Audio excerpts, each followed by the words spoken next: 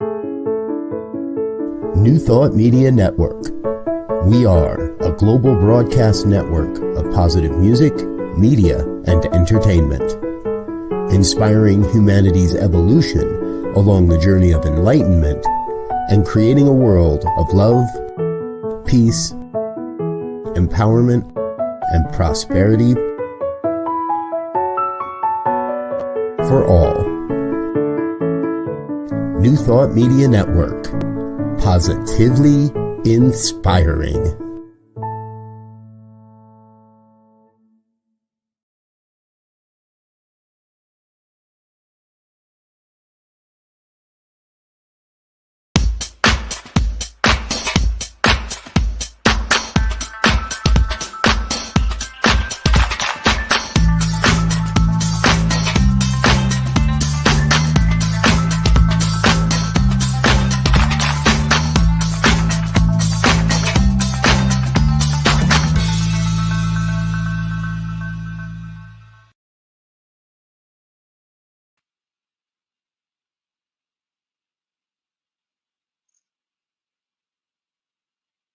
Hi, hello. It's me, Bonnie. Yes, Bonnie Gonzalez, your doula for grief. I am a grief coach, registered nurse, and a religious science practitioner. And I am here today to continue to help move that needle on bringing grief out of the shadows and into our daily lives with conversation. And just to remind you that loss is what we experience and grief is what we feel. Knowing that grief needs to be heard, grief needs to be shared, grief needs validation. And so that is our topic today, discussing grief. And I invite you to join the conversation. You can drop a comment into the comment box and again, questions, just what's on your mind around grief. And I do want to say happy Memorial Day. It is that day to remembering those that have gone before, especially in serving our country, but those that have gone before us in our own personal lives, and sending them light, sending them love today, knowing that they are still with us, helping to guide us in our navigation of this thing called life. So just deep love to all those that have gone before. And I just want to say, I know last week we talked about anticipatory grief. Beautiful guest on, Carol Elizado, and she just shared so deeply around anticipating the loss. And last week we talked about the Buffalo mass shooting and the Asian church shooting, people in church being murdered. And then on Tuesday of last week, we had another mass shooting. And I don't know about you, but I'm just exhausted. I am feeling so exhausted from it all. And I encourage you or invite you to really be in touch with what you're feeling during these times and honor that. And my grief comes through as exhaustion. But I want you to know this about grief. Grief does have the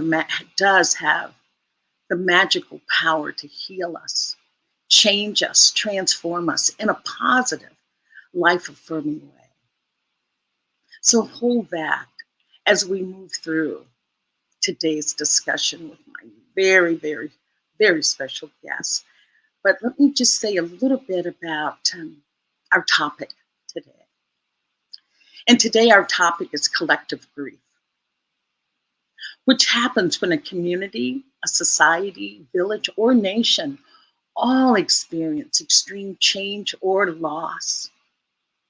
Collective grief can manifest in the wake of a major event such as war, natural disaster, or others that result in mass casualties or widespread tragedy.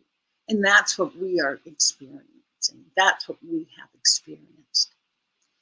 And I just want to add this, that like individual grief, there can be that feeling of loss of control when you have this collective grief. And so we'll talk about that and a few other components with my very, very special guest. And I'm just so super excited to have Reverend Verona Garland on my show as my guest. I just feel honored to say the words, to know that she is here with us today. And she's going to share some of her pearls of wisdom coming from her deep experience and knowledge and innate wisdom around collective grief. So I'd like to take a moment to introduce my beautiful guest. And Reverend Verona of Verona is an Emerson Theological Institute credentialed interfaith and religious science minister, 2 for 1 there. And with the recent launch of Uniting in Love, which celebrates life's passages, just her joint ministries, Blooming Truth Global Ministries. I just like the sound of that, Blooming Truth. Expansively serves in delight, joy, exhilaration, and sacred thanksgiving.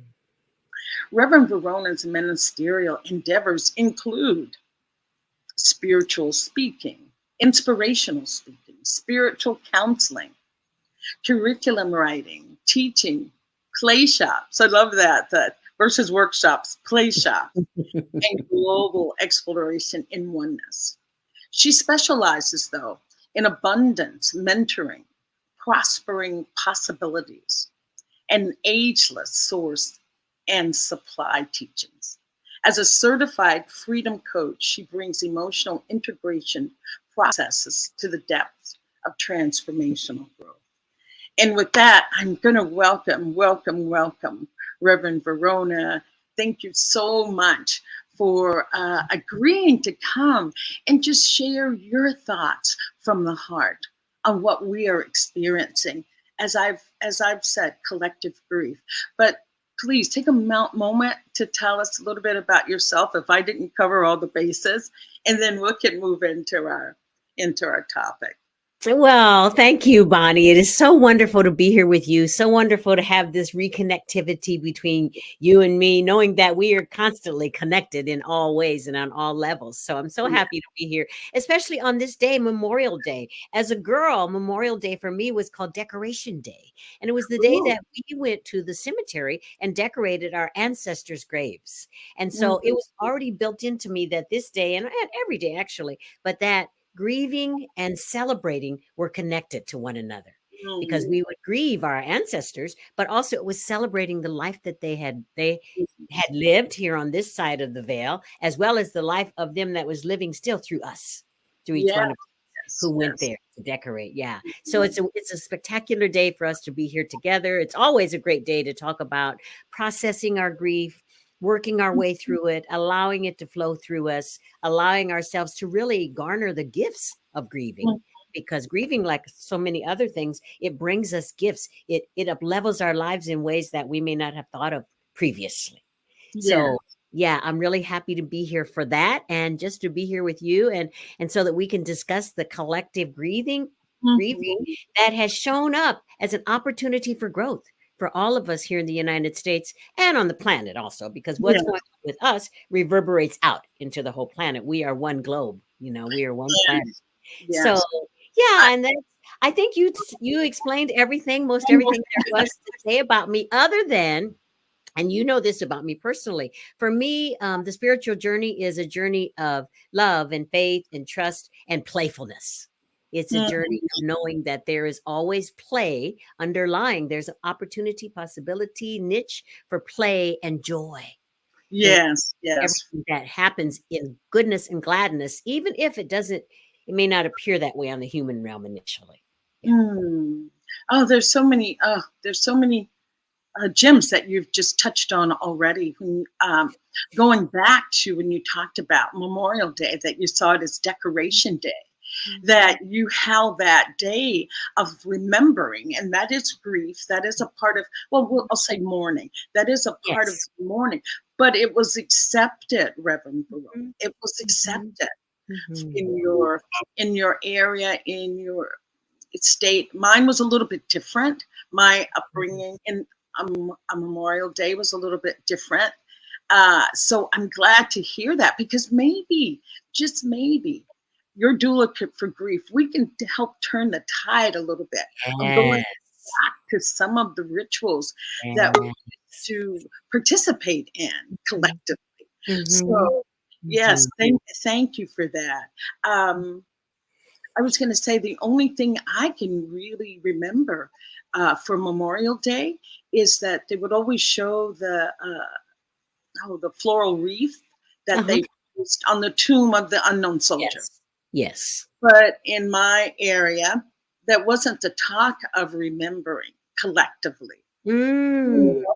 So I'm so glad that you said that. That's another thing I can put on my tools list to bring back, to help us back to times where. And I'd like to add that I didn't know as a little girl that was a blessing, and it really brings into it that sometimes when we're grieving, there's always a blessing in the midst of everything.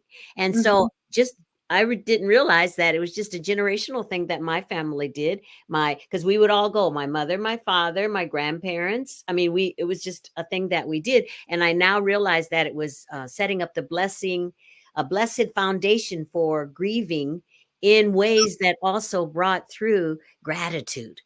And Yes.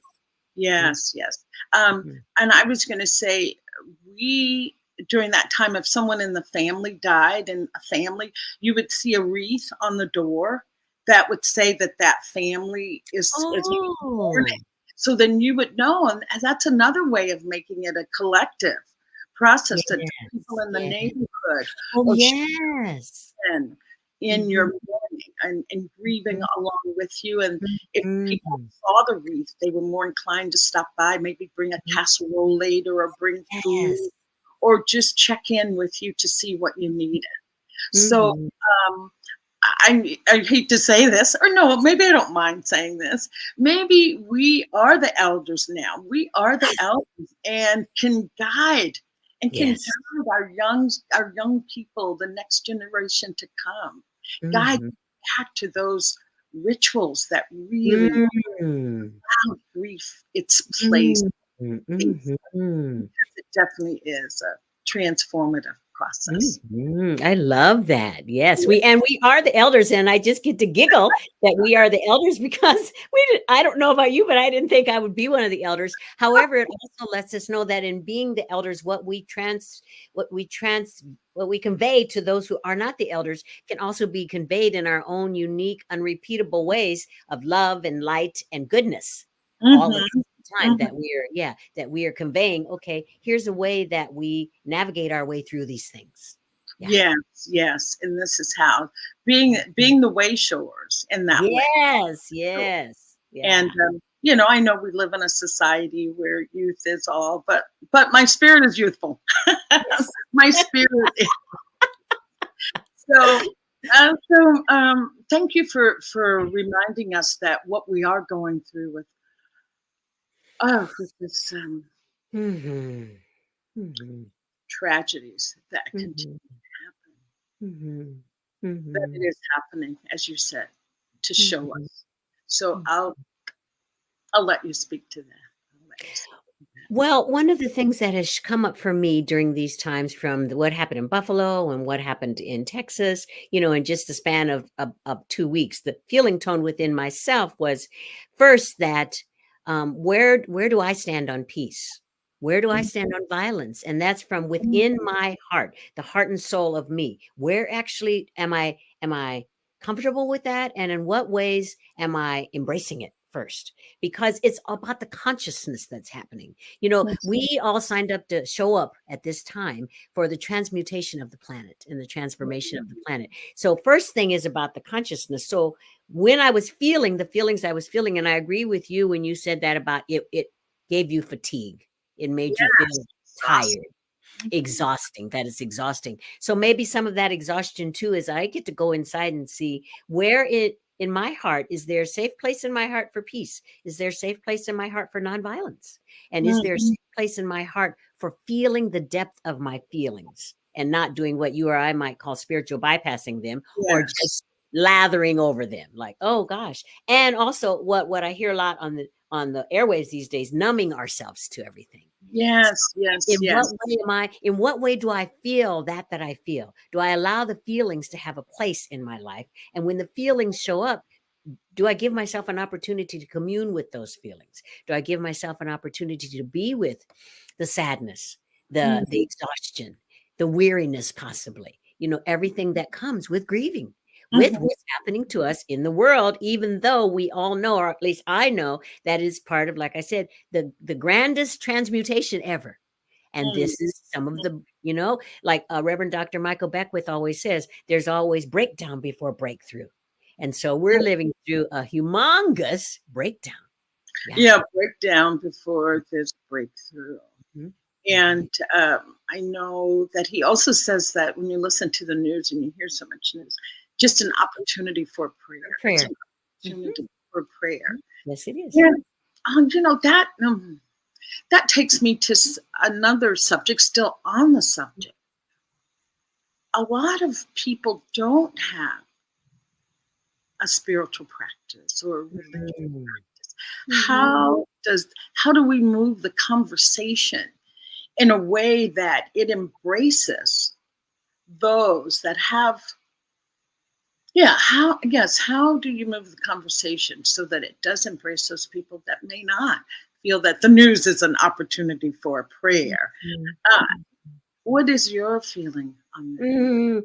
Well, that's a huge question. However, part of my feeling about that is because I, on an everyday basis, I interact with people whom are not grounded in their spirituality. Okay. That's not anything different in my life than everyone else's life. We just all interact with all different kinds of people. I happen to be very blessed that I surround myself in a group of people, spiritually based people. Part of it is because of the avocation I chose, being a minister. However, I think part of the answer to that is to but to open everyone up to knowing that there is some respite from what we might be feeling. And when you allow yourself to be in that respite, whether it is by walking in nature, by being still with it, by being in the silence with it, by whatever it is that gives you solace. Yes, then that really translates into spirituality, because at that point is when you really are in touch with the life force itself, you know? Yeah, exactly. And so people who don't want to, and there's a huge swath of people who say, I don't want to be a part of spirituality. I don't want to be a part of, I don't want any more religiosity ruling my life, you know, things like that. However, just knowing that that is one and the same, really. It is a spiritual endeavor. It is a spiritual beingness, so to speak, and not using spiritual jargon, but it is a spiritual entity that each of us is. Yeah, exactly. Yeah. Yes. I see that Diego put in a quote from Michael Beckwith that pain pushes until the vision pulls. I feel like you're so on that precipice. We are, most definitely. And what you and I are talking about, we get an opportunity, and it may seem like an oxymoron, but we get an opportunity to know that the pain is a blessing. Just what that quote he put up there, that the pain shows up. You know, a lot of times maybe we don't turn to our own internal wisdom until we feel like we're pushed against the wall. Do you know what I mean? We may not turn to anything or anyone until we feel like we're smushed. And oh gosh, what do I do now? And at that point is when we get to go within and go within to that place that we've never been harmed, never been hurt, never been endangered, that and that font of information and wisdom that's within us. And if we allow ourselves to be in the stillness, really in the stillness, the pain resolution, pain resolutions start to show up. Yes. Yes. Yes. Mm. I hear that. I'm getting better. I used to say that I go to that place as a last resort after I worried, after I fought, after I've done everything. I collapse into that place. And that's the beauty of being an elder. I have that experience of having done all that before falling into that place where nothing hurts, where all is good, all is beautiful. And I, as you talked about, not doing what we call in science of mind spiritual bypass. What I call spiritual bypass is putting a pretty bow on it, tying up in little cute little bows. Yeah, we're into a big paradigm shift now. You just hang on, and that big paradigm shift, it's going to happen. Here's the package. See how cute it is. Yeah. But here's what I offer when I hear somebody doing what I call tying it up with their spiritual bypass. It's like, what do I do in the meantime? Yes. Time. Yeah. What is mine to do? Maybe there isn't anything to do. Maybe it's the just being with what has come up from such horrific tragedies. Just being. I absolutely agree. And part of that being is self-nurturing, self-loving, just being with, like you said, these seemingly horrific entities that have happened, and just allowing yourself to nurture that part of you that is gasping from it, or just thinks, oh, how can I move forward? Just yes. But I offer that because the other part of that was realizing somehow we have gotten to be a culture. I'm going to use the word avoidance, avoiding any discomfort, avoiding anything that doesn't feel good, anything that's not, looking around with your conversation to see if heads are nodding or if people are up in arms. What's your feeling around that? I call it avoidance of difficult subjects, and how do we move with that?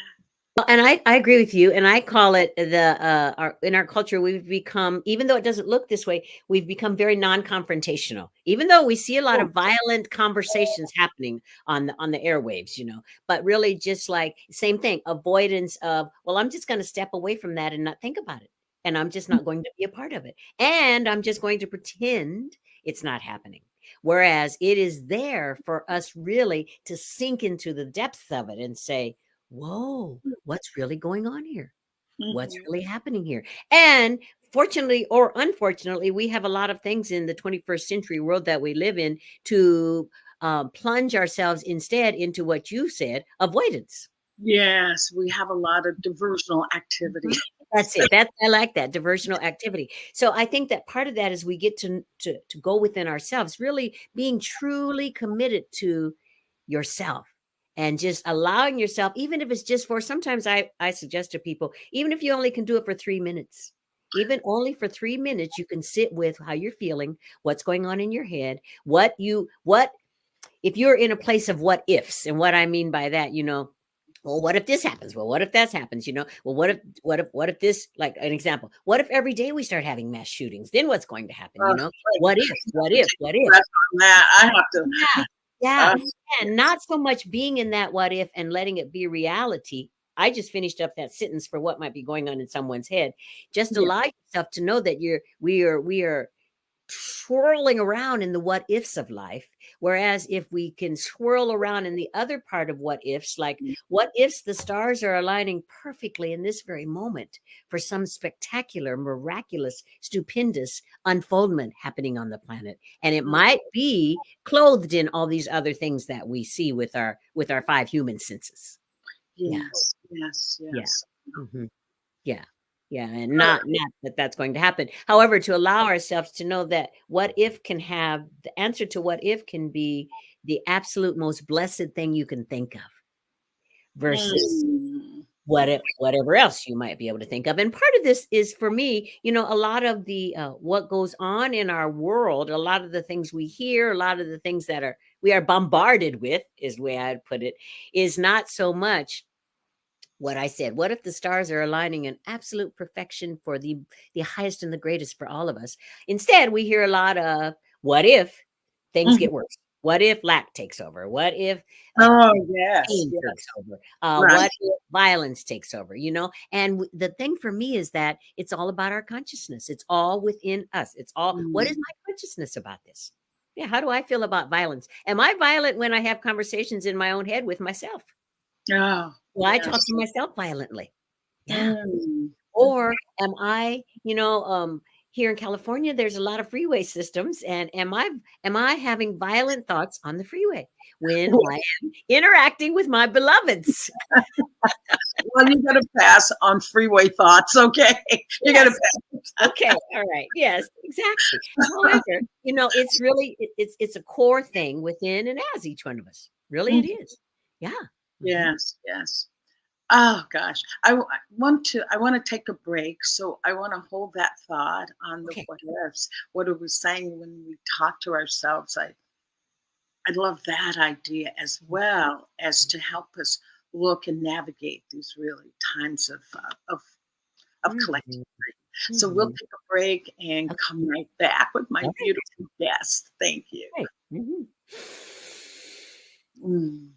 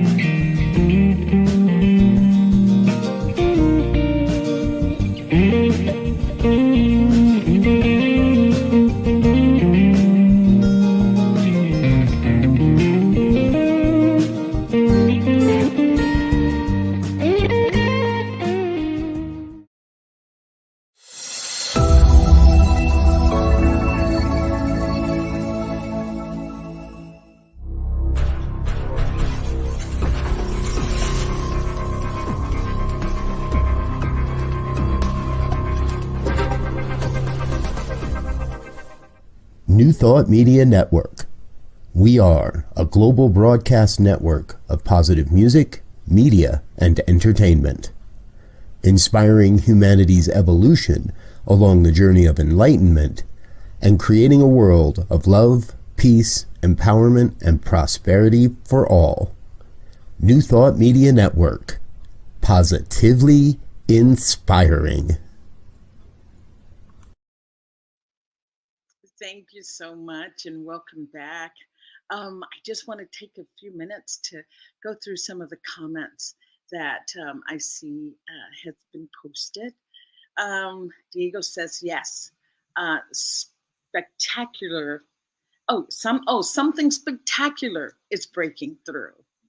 And I love that other one. Something wonderful is happening right now. He also goes on to say, oh, I love this. I used to use my time stuck on the 405 freeway. That's in LA. If you've ever been to LA, you know that freeway. It's a parking lot. As a time to send out random love. That is beautiful, Diego. You sent out a lot of love if you were on 405. LA is all loved up. And the last comment, it used to get me Oh, I'm so sorry. Let me take my glasses off. It used to get me some odd looks from surrounding traffic. Well, I've learned on the 405, just look straight ahead. Just look straight ahead. Thank you. I just want to take a moment and just show Reverend Verona's website, Joe, so that we can know where to find her later after the show, because I know you'll want to just look over her website and see all the beautiful services that she offers. Yeah, that lovely, just beautiful, beautiful website. So thank you. All righty. So getting back, thank you. Thank you, Joe.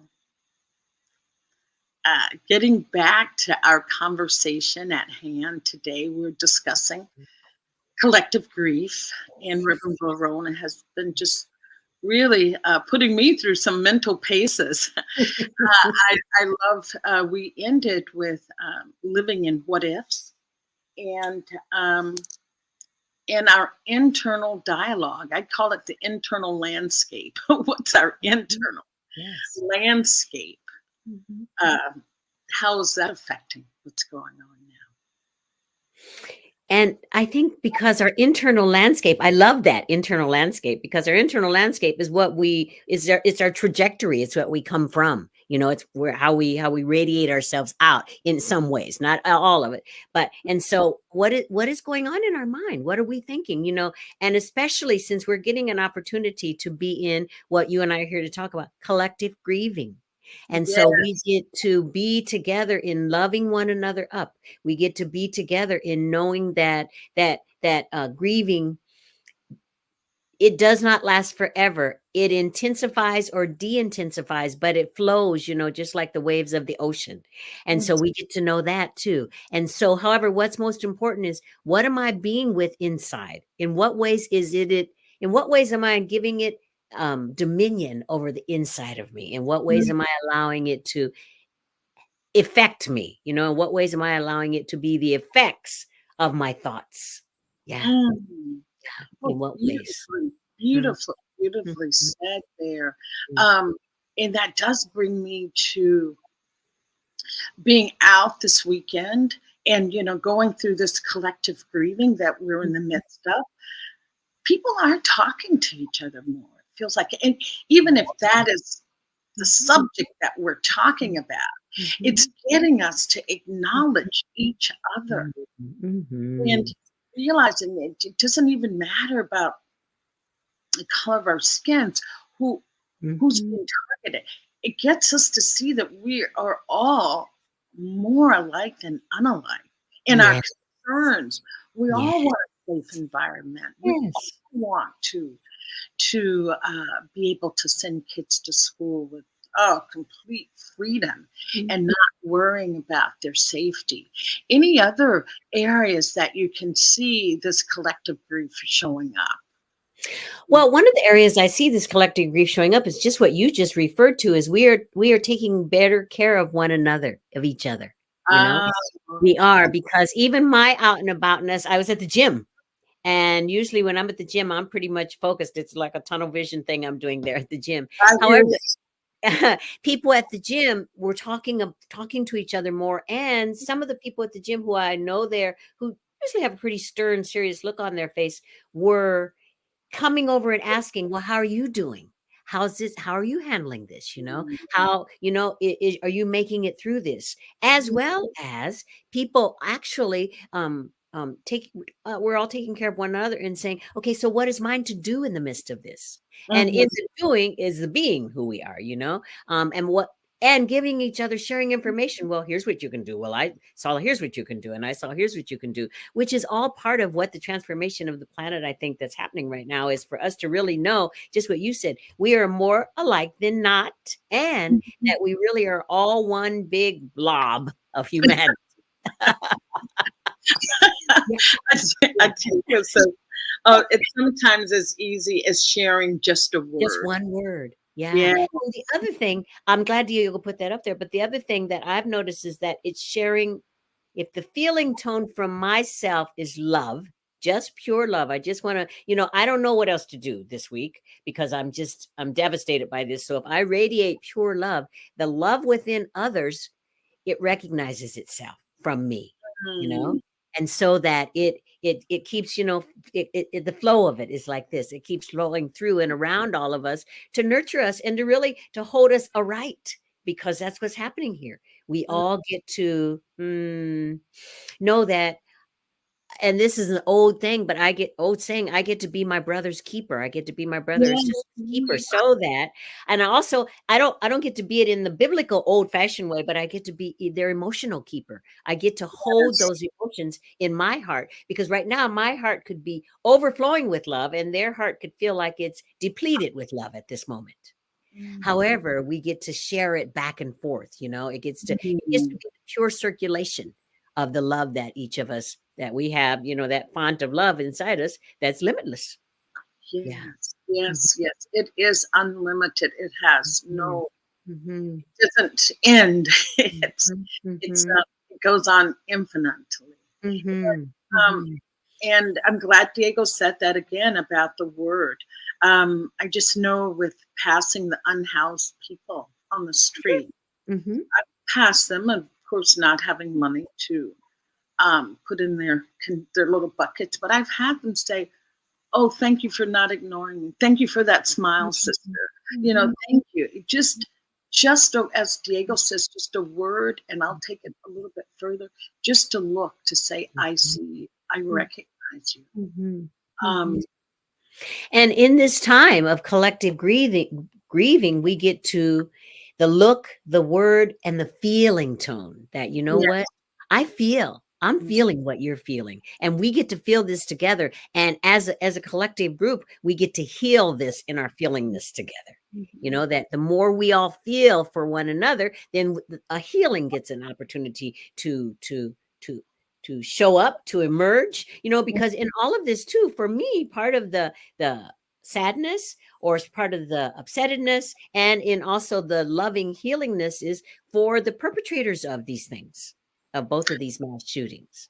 Yeah, I get to open my heart and pour forth limitless compassion and love onto the people who held these weapons.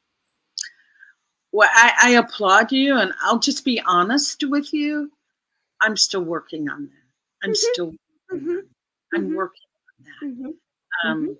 And we all get to, and I thank you for admitting that, because we're all on that spectrum. We're all in different places. Okay. Yes. We're all in different places. That's it. Yeah. And we get to all know that that's a part of it too, with our collective grieving. Part of the grieving, of what I understand, grieving is first you get to is a place of awareness and acceptance. And so I get to be in a place of awareness and acceptance for this person that, and I'm saying perpetrated because I wasn't there and I didn't exactly get to see what they did, but I have heard the recounting of what has happened. It And so happens. that I get an opportunity within myself too to really say, okay, can I stretch myself far enough to have compassion for that person? And part of that is having compassion for myself within. Where am I with having compassion for me? Where am I with having compassion with the things that I may think that I did, quote unquote, wrong, Mm, versus where am I in compassion? Yeah, for myself. wow. Um, Diego, thank you. Um, but then we get into a dynamic of asking ourselves, Mhm, am I available to receive? mhm, mhm, And am I available mhm, to receive? mhm. I love that, because it's really the depths of it all, as well as it's something we don't ask ourselves. Mhm. We don't generally ask ourselves that. And usually we think, well, I mean, sometimes we're kind of not flippant about it, but maybe surface about it. Well, of course I can receive love. Yes. My Mm. mother loves me, or my grandmother loves me, or my partner or my spouse loves me, or my dog or cat or snake loves me. However, when we get to that place of, am I open to receive love? How open am I to receive love? And it is really what he said. It's really very pivotal. Am I open to receive love? And if I am, if I'm open to receive love, then that means I'm open to give love. Mm. Yeah. Yeah. Yeah. Yeah. Yeah. Mhm. Mhm. Um, Wow, I'm just being with that personally in this moment, personally knowing how I feel about the perpetrators and bringing it back to love and saying that I'm a loving person. Mhm. And I so feel as well that this time is bringing us to having really true dialogue, like we're having right now, true Yes. dialogue, Yes. and being able to dialogue with people that don't share like I do. Yes. That Yes. that is where I was. I was in a store the other day, and again, as I said, all these bringing up conversations, Mhm, mhm. and this lady was just saying, "Well, you know why all this is happening? You know why all this is happening?" Mm. Well, I'm listening. I'm listening, and I'm listening with that, learning how not to react. Mhm. She says, "What's all happening because." They took prayer out of school. I bet those kids couldn't even pray. And God is now punishing.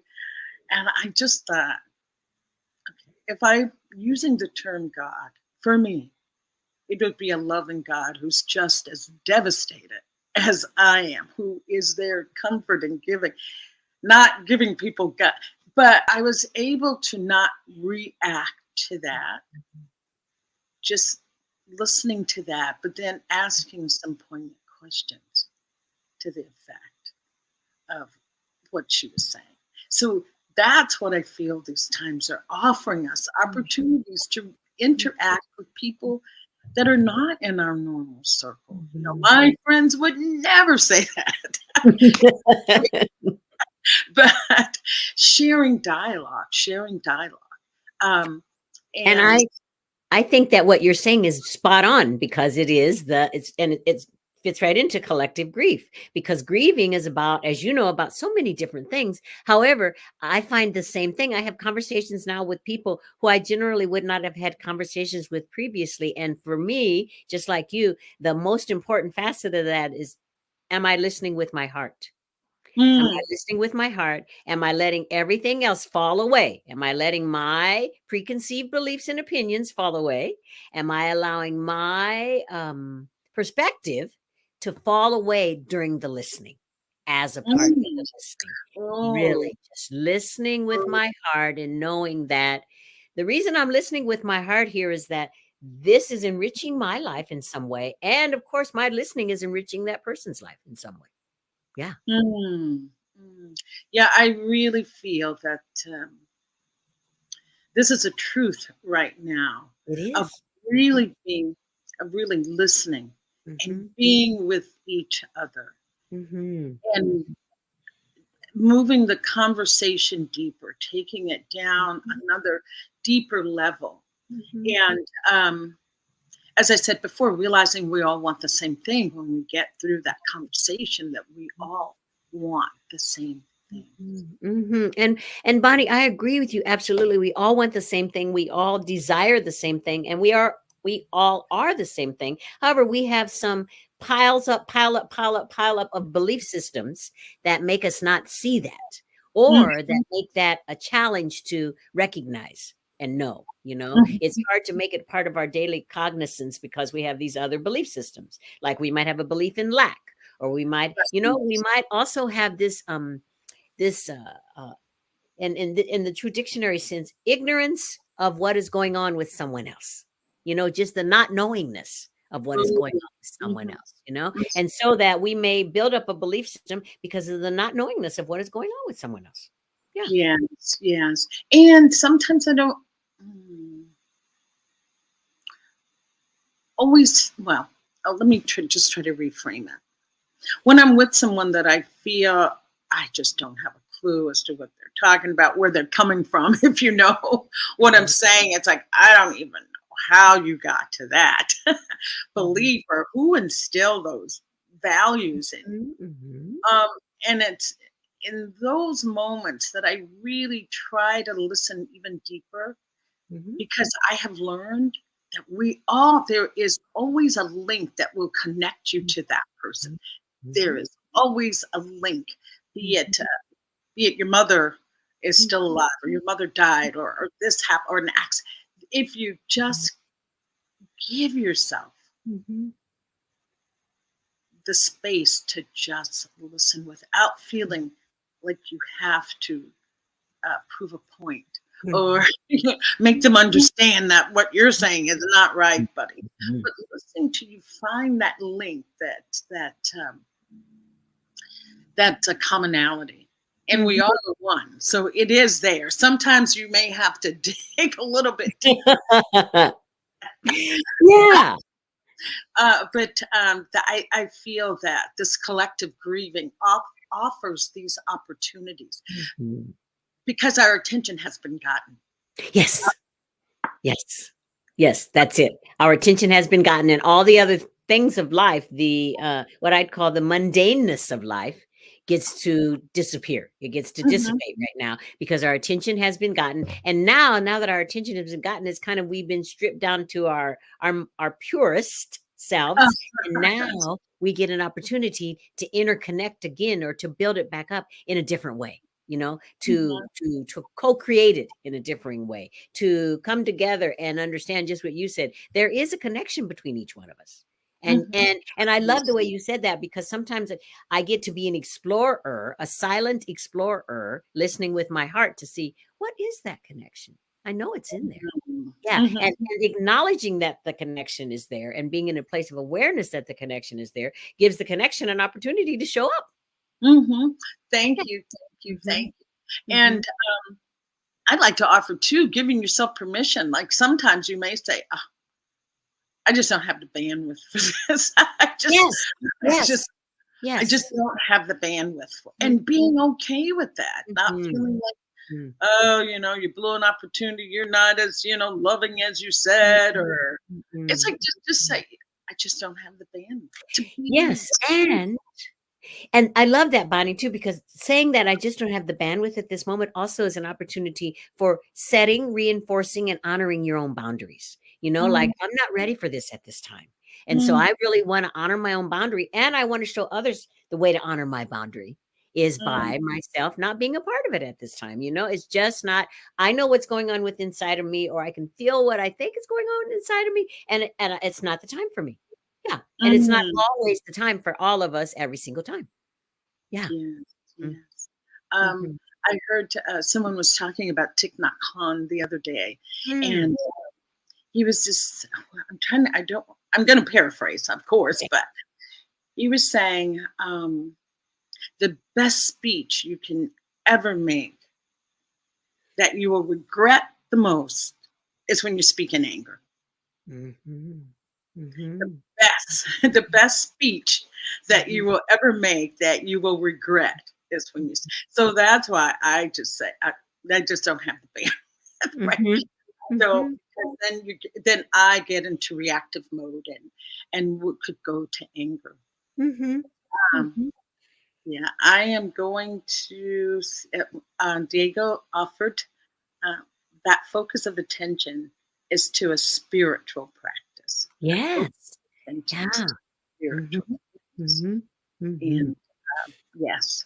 So, and honing in on the focus is, as he said, a spiritual practice, but also it gives us a moment to stay in the present too. Not to think about what possibly happened to me or my people in the past, not to think about what possibly is going to happen as a result of even this conversation or this act, this event that happened, but really just stay in the present moment and know that, okay, this is where I am, this is what I am here for, and this is what is happening in this moment. I just get to focus. Yeah. Oh, with that focus, I'm just going to take just a quick break because we'll just take a quick break so that we can breathe in all of this information. Yeah. It's one thing to talk and have beautiful dialogue, but to create space to really absorb it in and take it into our own psyche and allow it to integrate. So, okay, I'll take just a quick break. And all right.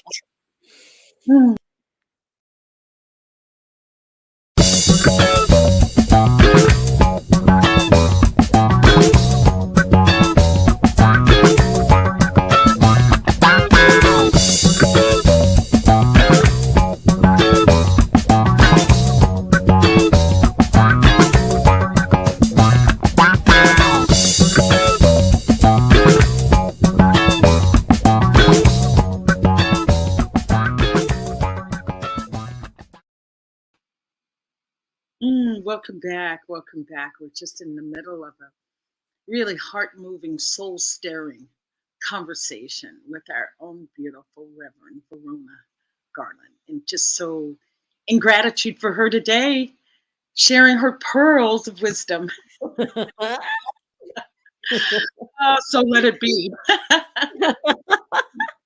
And thank you. And Diego has a comment in the comment box, but I'd like to end the show with that comment. So I won't share it just yet.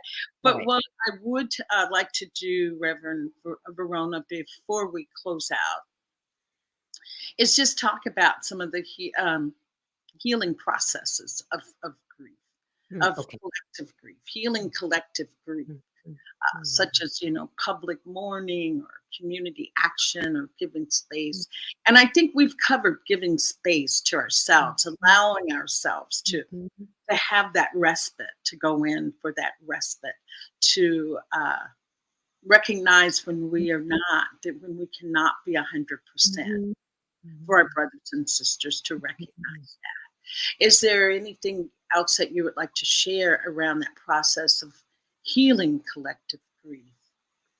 Well, one of the things that you said is coming together with others, instead of just staying in our own gorgeous, beautiful home, really coming together with others in whatever way that suits you. Just what we were talking about earlier. If it's coming together in a spontaneous way, like you're in the grocery store or you're in the parking lot of some place or wherever you are, wherever your day-to-day endeavors take you. And I think that in those moments, we each get to bring our pearls of healing. We each get to bring I love that. we each get to bring the gifts that are a part of our particular healing. Like one of the gifts that I came in with, that I incarnated with is, and I don't do anything to make it happen, is that I have the gift of giving a sense of serenity, and assurance. And that's just part of who I am. So I think part of this whole collective healing and collective grieving is getting clear about the distinction of what gifts you have, and then giving yourself an opportunity to share those gifts, and sometimes it's just like, for my gift, it oftentimes is not anything I say or do. It's just the beingness of it. And it shows up and people refer back to it. I know this as a fact, and I feel it pouring through me. Okay. So maybe part of the other collective healing of the grieving or collective grieving is allow yourself to go within and see what it is you bring, and then give that in great generosity. And go ahead. Oh, no, I was just going to say that is so beautifully said about, we all have a gift, and we all have a gift to give this planet. I always think mine is just being a good listener. Not thinking about what I'm going to cook for dinner when somebody's talking to me. I'm really listening. I'm not thinking about, I hope they hurry and finish because I've got to go and get the dry cleaning or something. I just love that we have a gift. And during this time, one of the, I guess, scientific reasons, or science has proven the reason that we are so exhausted from grieving is because it's like 10% of our brain is being used to process this trauma that has happened. So that's why you're tired. You don't have a full 100% functioning brain. The brain is over here trying to put this into process. Mass shootings, children. We're trying to process what has happened. So that going within, in that I am tired, is that time, what can I do? Not saying you have to do that each time. It's a time to process. Wow, what do I have to bring to this situation? If I'm feeling hopeless, what do I have to bring to this situation? Yeah, what can I bring?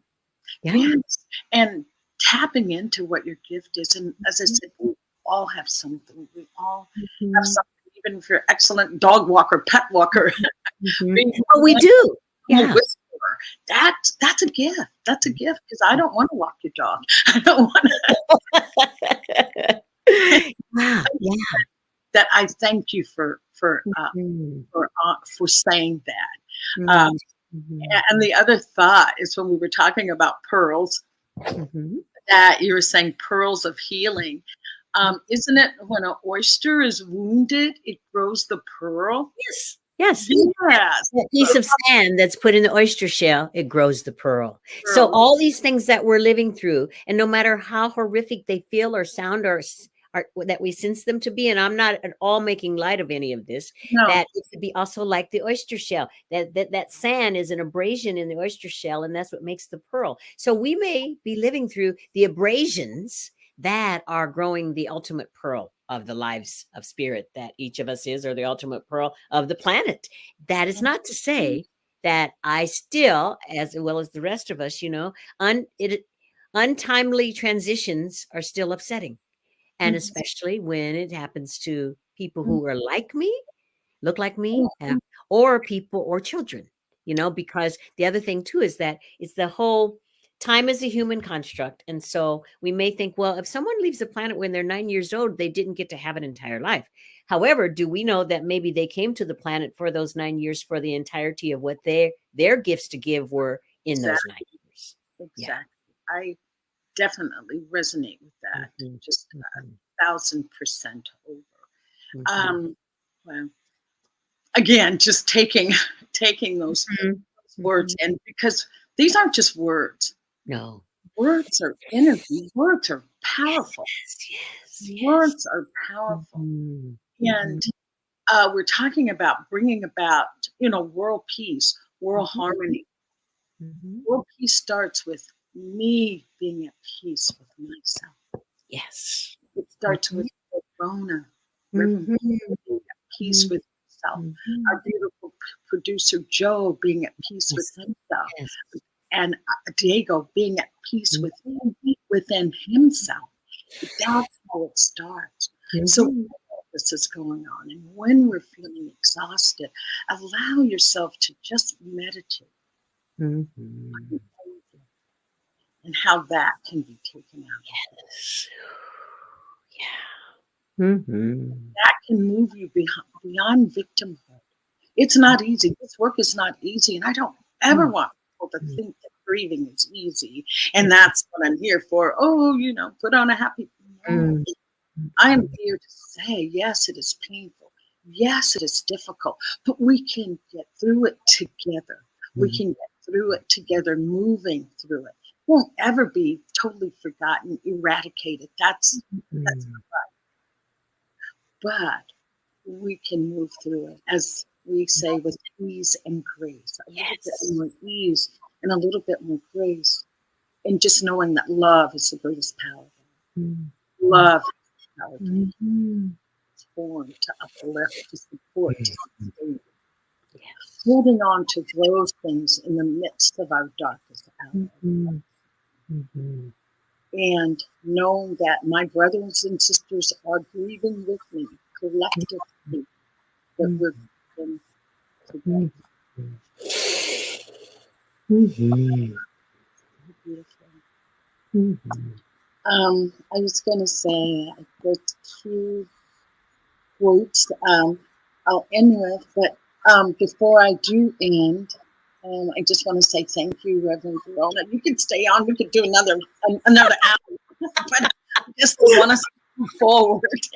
And I do want to thank New Thought Media Network for supporting us. Please donate so that we can continue to have meaningful and in-depth dialogue that just gets us to love ourselves a little bit more, love our neighbors a little bit more, have a little bit more peaceful world. And I'm just thanking New Thought Media Network. And I see that my brother Zoe is there. He says, thank you both. Blessed be Zoe that you're here. And Diego, or blessed Diego, says, as we praise now, we bless our one. As we praise now, says, this has been a special time together with you today. I've enjoyed being with my brother Diego as well. Very much. So, Reverend Verona, I want you to just have one. Let us know where we can see you, find more about you, be with you as you're taking your life. All right. Well, I'm in Northern California. You can come. I speak at Agape Bay Area Center for Awakened Living on the second Sunday of each month. I'm also speaking at the First Church of Religious Science Vallejo on the 26th of June, and I'm speaking at the Center for Spiritual Living in Modesto on the 17th day of July, as well as if you'd like to spend more time with me in learning, I am facilitating a class that begins the 15th day of June at Agape Bay Area. It's called The Roots of Agape, and it's a class of going from new thought to new living. And it's a class also for activating wellness in every aspect of your life. And that's going to be for 6 weeks from June 15th to July 19th, as well as you can see me on my website. On my website, I regularly post my latest sharings, speeches, co-creation, and play dates in spirit. Wow. Thank you. This has just been, it's been a show that is going to be in my memory banks for a long time to come, and not just in the memory banks, in the heart. Thank you all for watching. Come back next week. And next week, our topic will be cumulative grief. Cumulative, when things happen on top of the other, sending love and peace and blessings to each person out there. Thank you so much. Thank you.